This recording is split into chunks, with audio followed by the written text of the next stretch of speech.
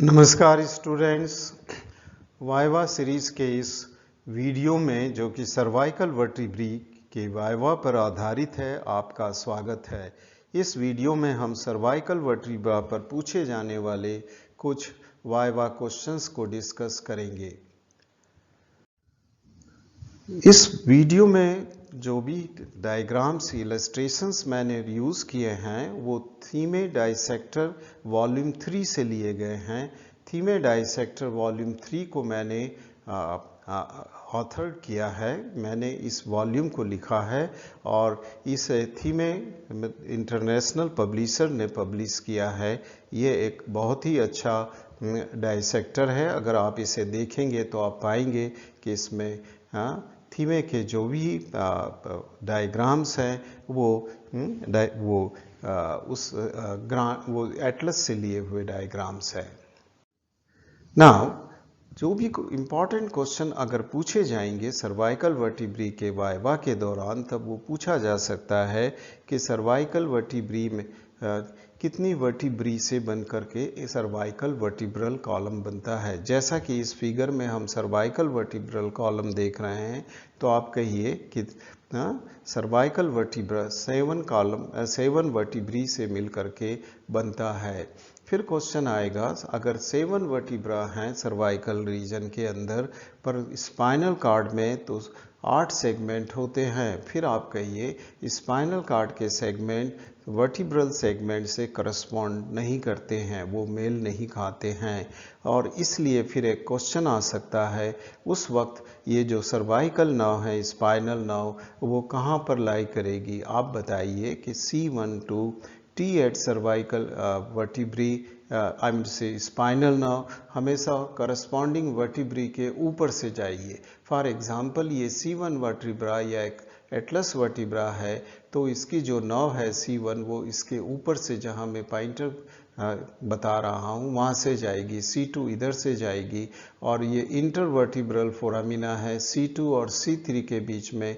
इस intervertebral foramina से C3 nerve जाएगी। इस तरह इंटरवर्टिब्रल फोरामिना से जाने वाली नर्व हमेशा करस्पॉन्डिंग वर्टिब्रा के ऊपर से जाती हैं, और यहाँ लोअर साइड में C2 और थोरेसिक 1 वर्टिब्रा के बीच का जो ये इंटरवर्टिब्रल फोरामिना है, जहाँ पॉइंटर घूम रहा है, वहाँ से C8 सर्वाइकल नर्व जाएगी। इस तरह आप बताइए कि सर्वाइकल नर्व हमेशा वर्टिब्रा के ऊपर से जाती हैं, जबकि थोरेसिक और लंबर रीजन में नर्व जो हैं वो वर्टिब्रा, करस्पॉन्डिंग वर्टिब्रा के नीचे से जाती हैं। फिर एक क्वेश्चन हो सकता है कि सर्वाइकल वर्टिब्रल कॉलम के अंदर कितनी सर्वाइकल वर्टिब्री हैं जो कि टिपिकल हैं और कितनी एटिपिकल हैं। टिपिकल का अर्थ होता है जो एक दूसरे से उनके स्ट्रक्चर में रिजेंबल करें। तो यहाँ पर cervical vertebra C3, C4, C5 और C6 वो टिपिकल सर्वाइकल वर्टिब्री होती हैं, जबकि C1, C1 को हम एटलस बोलते हैं और C2 को एक्सिस, और C7 वर्टिब्रा एक दूसरे से स्ट्रक्चर में भिन्न होती हैं। उनका अपना खुद का एक स्ट्रक्चर होता है, इसे हम इन्हें एटिपिकल सर्वाइकल वर्टिब्री कहते हैं। फिर वो नेचुरली क्वेश्चन पूछेगा कि आप एक टिपिकल सर्वाइकल वर्टिब्री उठा लीजिए और उसके पार्ट्स के बारे में बताइए। तब आप एक टिपिकल सर्वाइकल वर्टिब्रा उठाते हैं जो कि C3 से C6 के बीच में कुछ भी हो सकती है, कोई भी हो सकती है। तब आप बताइए कि एक सर्वाइकल वर्टिब्री को हम 2 पार्ट्स में विभक्त कर सकते हैं।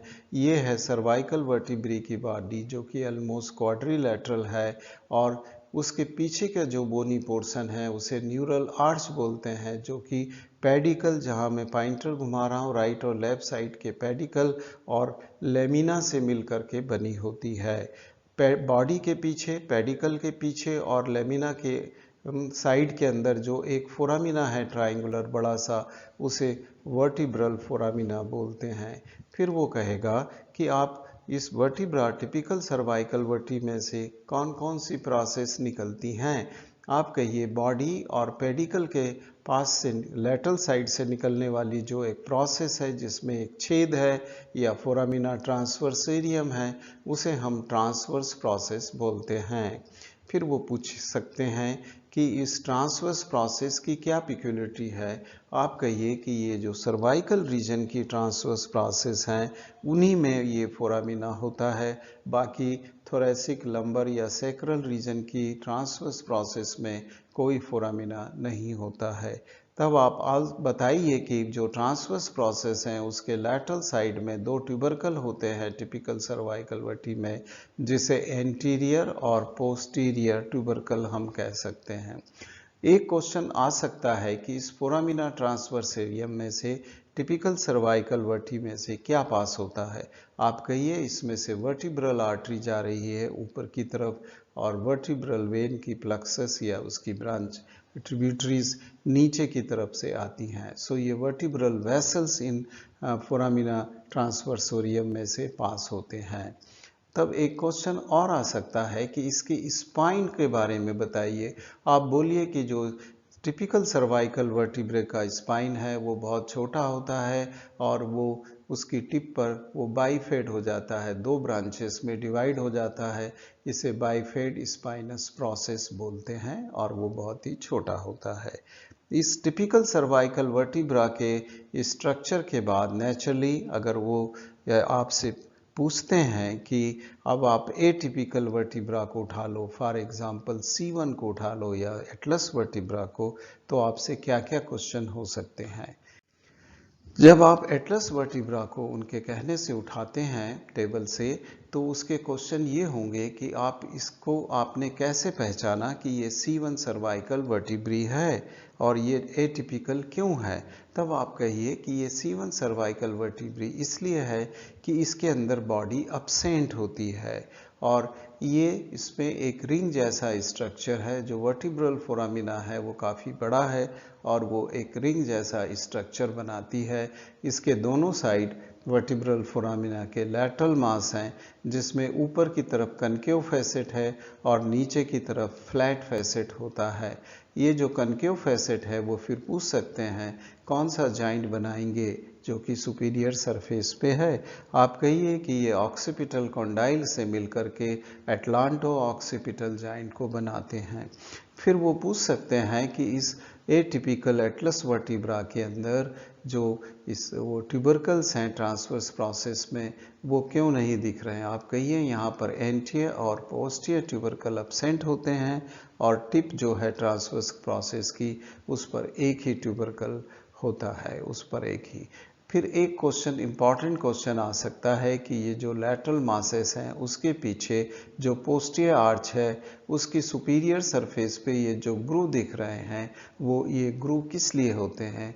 आप कहिए कि ये वर्टिब्रल आर्टरी इसके ऊपर लाई करती है और C1 nerve, cervical first nerve यहाँ पर लाई करती है, इसलिए ये ग्रूव होता है, इसमें से ये ग्रूव होता है। मेरे ख्याल से इतने सारे जो आई मीन टू से क्वेश्चंस हैं वो पर्याप्त हैं एटलस वर्टिब्रा के बारे में। अब हम आगे चलते हैं। जब वो आपको कहें कि आप C2 या एक्सिस वर्टिब्रा उठा लीजिए, तो आप इस वर्टिब्रा को उठाइए जिसके अंदर एक दांत जैसा या प्रोजेक्शन है ऊपर की सरफेस पे, जिसे हम ओडेंटाइट प्रोसेस या डेंस के नाम से जानते हैं। अब ये जो वर्टिब्रा है ये एक ट्रांजिशनल वर्टिब्रा है। ऊपर ये दो फैसेट जो दिखते हैं डेंस या ओडेंटाइट प्रोसेस की दोनों तरफ, ये सुपीरियर सरफेस पे दो आर्टिकुलर फैसेट्स हैं जिन्हें हम सुपीरियर आर्टिकुलर फैसेट बोलेंगे। और फिर वो पूछ सकते हैं ये जो फर्स्ट वर्टिब्रा से जो जॉइंट बनाएगा उसका क्या नाम है। आप कहिए इसको अटलांटो एक्सियल जॉइंट्स बोलते हैं। और तब वो पूछ सकते हैं कि इसमें और क्या पिक्युलिटी है। आप कहिए कि इसकी ट्रांसवर्स प्रोसेस के फोरामिना ट्रांसवर्सोरियम उसी तरह से होते हैं और जो ट्यूबरकल्स हैं anterior and posterior transverse tubercles हैं वो अब दिखना शुरू कर रहे हैं, अब दिखना। और उसी तरह जो स्पाइनस प्रोसेस है वो एकदम से बाइफेड नहीं है और वो काफ़ी बड़ी है और क्वाड्रिलैटरल शेप की है। फिर वो पूछ सकते हैं आप ये जो लेमिना है उसकी क्या पिक्युलिटी आप बताइए। ये लेमिना बहुत ही स्ट्रांग होता है और जो टिपिकल सर्वाइकल वर्टिब्री है उसमें लेमिना बहुत ही थिन होता है, बहुत ही थिन होता है। फिर वो पूछ सकते हैं इंफीरियर सरफेस जो सर्वाइकल वर्टिब्री की है सेकंड की एक्सिस की, उसकी क्या पिक्यूलियरिटी है। आप बताइए कि मिडलाइन के अंदर ये इंफीरियर सरफेस ऑफ बॉडी है और दोनों साइड में इंफीरियर आर्टिकुलर फेसेट होते हैं। इस तरह से दो जो सुपीरियर आर्टिकुलर फेसेट पे दो जगह वेट आया था वो अब इंफीरियर साइड में 3 जगह डिस्ट्रीब्यूट हो गया है। इसके बाद वह आपसे एक बची हुई एटिपिकल सर्वाइकल वर्टिब्री C7 के बारे में पूछ सकते हैं। C7 सर्वाइकल वर्टिब्री में सबसे पहला क्वेश्चन ये होगा कि आपने कैसे पहचाना कि ये C7 सर्वाइकल वर्टिब्री है। आप कहिए ये वर्टिब्रा का स्पाइन है बहुत ही लंबा होता है, क्योंकि बाकी सब दूसरी जो सर्वाइकल वर्टिब्री हैं उनके स्पाइन बहुत कम थे और C1 में तो स्पाइन था ही नहीं, उसकी जगह पोस्टीरियर ट्यूबरकल था। यहाँ पर जो बहुत लंबा स्पाइन है और हॉरिजेंटल स्पाइन होता है और उसकी टिप पर एक ही ट्यूबरकल होता है, ये बाइफेड नहीं होता है। इसलिए हम इसको बड़ी आसानी से पहचान सकते हैं कि ये C7 सर्वाइकल वर्टिब्री है। फिर वो कहेंगे कि आपने इसकी बॉडी जो है वो थोड़ी थोड़ी थोरेसिक वर्टिब्रा के रूप में दिखती है। बाकी सर्वाइकल वर्टिब्री क्वाड्रिलैटरल बॉडी थी, रेक्टेंगुलर बॉडी थी, इसमें थोड़ा डिफरेंस है। फिर आपने इसको कैसे पहचाना कि ये सर्वाइकल है, ये थोरेसिक नहीं है। आप कहिए एक तो ये स्पाइनस प्रोसेस बहुत लंबी है इसमें, दूसरा ये कहिए कि सर्वाइकल वर्टिब्रा की पिक्यूलियरिटी होती है कि उनकी ट्रांसवर्स प्रोसेस में फोरामिना ट्रांसवर्सेरियम होता है। अगर फोरामिना ट्रांसवर्सेरियम है तो वो सर्वाइकल वर्टिब्री के अलावा और कोई दूसरी वर्टिब्री जैसा कि थोरेसिक या लंबर नहीं हो सकती है। फिर एक क्वेश्चन और आ सकता है कि यहाँ पर आप ट्यूबरकल बताइए, तो इसमें जो ट्रांसवर्स प्रोसेस का एंटीरियर ट्यूबरकल है वो ऑलमोस्ट बहुत ही रूडिमेंट्री या डिसअपियर होने लगता है, किंतु जो पोस्टीरियर ट्यूबरकल है वो प्रोलॉन्ग होने लगता है और वो ट्रू ट्रांसवर्स प्रोसेस जैसा बनाने लगता है। देन एक क्वेश्चन हो सकता है जो कि इम्पॉर्टेंट क्वेश्चन है, वो ये है कि ये फोरामिना ट्रांसवर्सेरियम C7 सर्वाइकल वर्टिब्री में से क्या पास होता है। आप कहिए इसमें से वर्टिब्रल आर्टरी नहीं पास होती है, क्योंकि वर्टिब्रल आर्टरी C6 में से प्रवेश करती है और ऊपर की तरफ सारी फोरामिना ट्रांसवर्सेरियम में से होते हुए फोरामिना मैग्नम में चली जाती है। इस कारण C7 में वर्टिब्रल आर्टरी नहीं जाती है। वर्टिब्रल आर्टरी की जगह यहाँ वर्टिब्रल वेन इसमें लाई करती है। तो इसलिए कभी कभी जो फोरामिना है C7 का वो बहुत ही रूडिमेंट्री या बहुत ही छोटा हो सकता है, या बार ऑफ बोन से 2 फोरामिना में डिवाइड हो सकता है एक ही साइड का फोरामिना। इस तरह से आप ये क्वेश्चंस हैं जो कि सर्वाइकल वर्टिब्री पर आधारित हैं, उन्हें एक बार फिर से अपनी टेक्स्ट बुक के हेल्प से पढ़ लीजिए, तो आप इन्हें कभी नहीं भूलेंगे और एग्जामिनर को अच्छी तरह से फेस कर पाएंगे। आपको मैं धन्यवाद देता हूं कि आपने ये थोड़े से लंबे वीडियो को बड़े ही पेशेंस के साथ सुना। Thanks again.